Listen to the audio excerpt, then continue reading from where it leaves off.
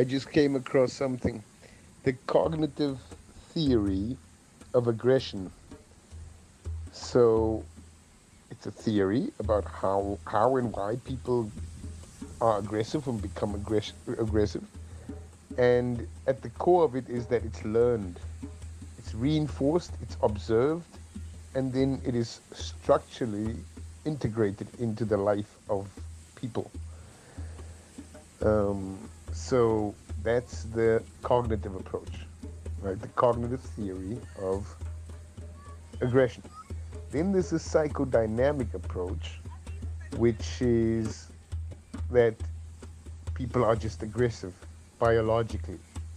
You can't do anything about it.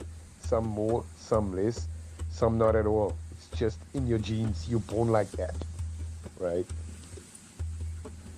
But just imagine we fought 400 years because we didn't want to define ourselves by our color, and we didn't want to define ourselves by our gender. We wanted to define ourselves by our character. We wanted ourselves defined by our performance. We wanted ourselves defined by our creativity. We wanted ourselves defined by our social skills, our character development, productivity, efficiency. And now someone who wants to be the most powerful person on the planet tells us, well, vote for me because I'm black and I'm a woman. But those are the exact things that we fought against for 400 years. We're not going to vote for you. I'm sorry. You know? And this is the same situation that we have in South Africa, where most people vote according to their color, their religion, their gender. They don't actually think, what is this person actually capable of? You know? Yeah. And I mean, in South Africa we have a whole different situation because, you know, we have 50 parties, so you got some reading to do if you want to vote in this country. You can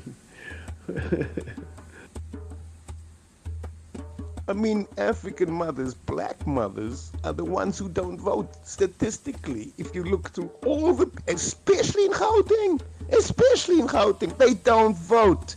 They believe that if they can't vote for the ANC, they won't vote for any party.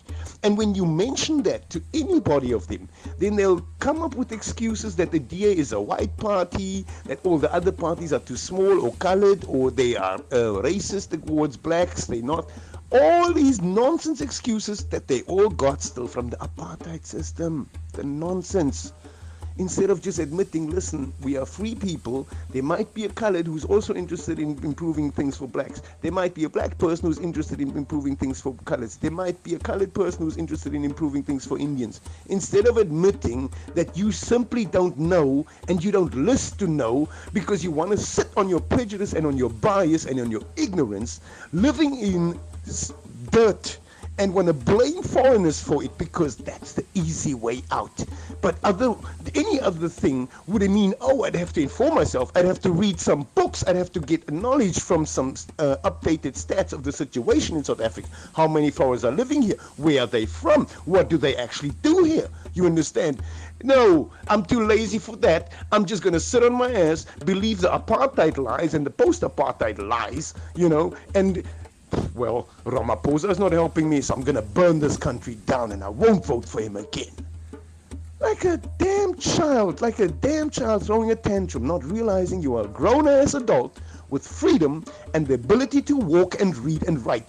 This lady was even speaking English. She spoke English into the camera. Anyway, there was another one, she didn't speak English in the camera. But, you know, they were all in one thing. But I'm just thinking like, brah, seriously, where's the logic? You ready to buy petrol and all that energy moving around chasing Zimbabweans or Somalians or whatever around, instead of just taking your energy, dragging it to the voting booth, getting that information that you need, who is you going to vote for in your ward, you know what I'm saying? And if you've done that for the last 15, 20, 30 years, you wouldn't be in this situation now. You would have a government with the police that helps you now.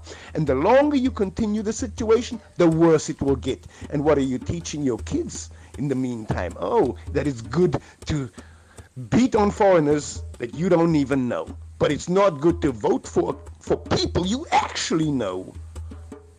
that are right around your corner, that are living in your community, that are setting up systems every day and trying to improve your life. They're trying to help you, and you refuse to see it because they have the wrong color, the wrong religion, because you have bias, because you are such a victim. But this is also why the communication is also so important, and this is what it shows you, that work like mine, or what I'm doing, is not, and this is why I expect there's gonna be more demand for the stuff that I'm doing or writing, because it's never, there's never a break. It's like evil doesn't stop, so you keep reaching, you get, and this is exactly the same thing.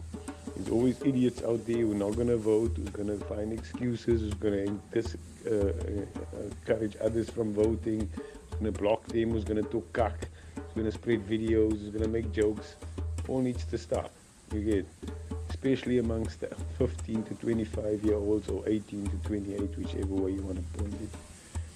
But that's basically my target group that, that I've decided, because younger than that, it's not really worth it, because they still do, they don't know much, or that much, and they don't care that much. And they shouldn't actually also, to be honest with you.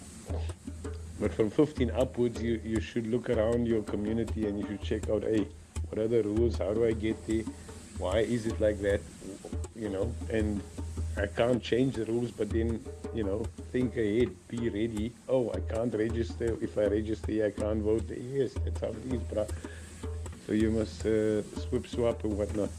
There's also people who are transferred work-wise. You get, just 6 weeks ago he was working in Cape Town, now he's working in Durban.